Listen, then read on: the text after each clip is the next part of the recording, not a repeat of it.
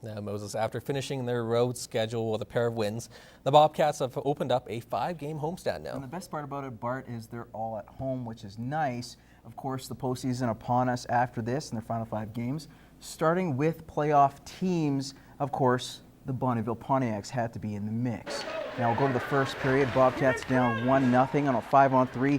Patrick Geary will get a piece of the Austin McDonald one-timer for his 10th of the season, knotting this one up at 1 after 20. So late in the middle of frame, Devin Green, a little nonchalant with the puck. It'll then trickle into the slot where former Baker Hughes Bobcat Steen Pashnuk will rip it top shelf, and the Yaks retake the lead. We'll go to the third. Bobcats shorthanded, over a minute to go in the game. Grant Baker picks up the loose puck and fires home the team's 17th shorthanded goal this season. That's a league leader, by the way. Now in overtime, just 3.1 seconds till time expires.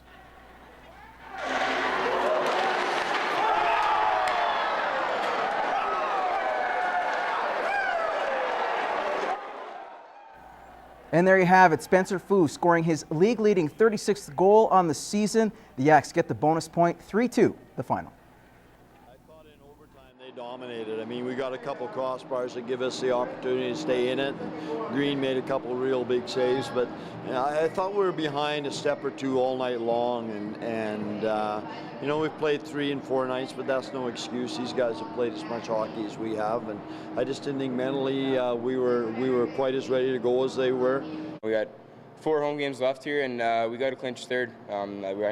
Our sights are just set on that right now, and yeah, they're huge. They're starting to be playoff games and playoff momentum out there, and we just got to get those W's.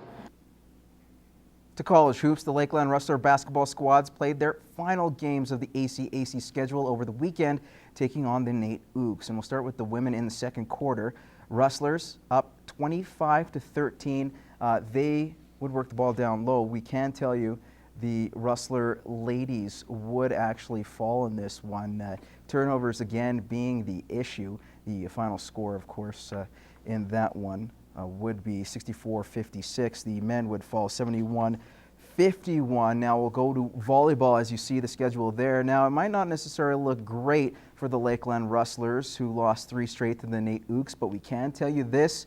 They traveled to Calgary for the championship qualifier, looking to earn one of 2 provincial berths that were up for grabs. The Rustlers would advance by defeating Lethbridge, but they would be the 8th seed after losing to Nate. So they're still in provincials and still alive. They, however, will face the first overall ranked Red Deer Queens on Friday. The provincial championships will be held this weekend in Grand Prairie. Hey, later on tonight, if you're going to be watching some hockey, please do so at the Civic Center. The Lloydminster Universal Heat opening up round 2 against the Pack Saints.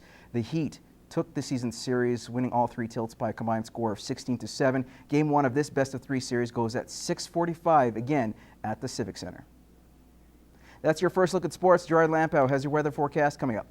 All right, now we're going to get to this story at hand with the Lloydminster Bobcats. Of course, we mentioned earlier that they're back at home for a 5-game homestand. And on this week's Beyond the Boards, Matt Schumann actually found out what life was like on the road and what rinks they dread to go to.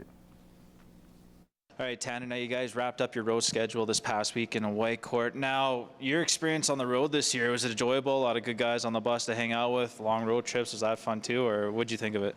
Yeah, I love going on the roads, and bus trips is always fun. That's where you bond as a team, and you know, you get to know the guys. And I think the road trips are fun. And I know being in Lloyd that we don't have too many close road trips, so you know, it is fun. You know, you get to bond with the guys and hang out with them, and you know, get to know them.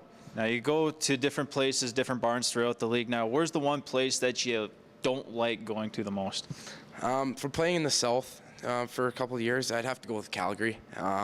There's just no fans, no nothing. It's just parents in the rink, and you can honestly hear a pin drop. It's not a fun rink to play in, and it's just so dead.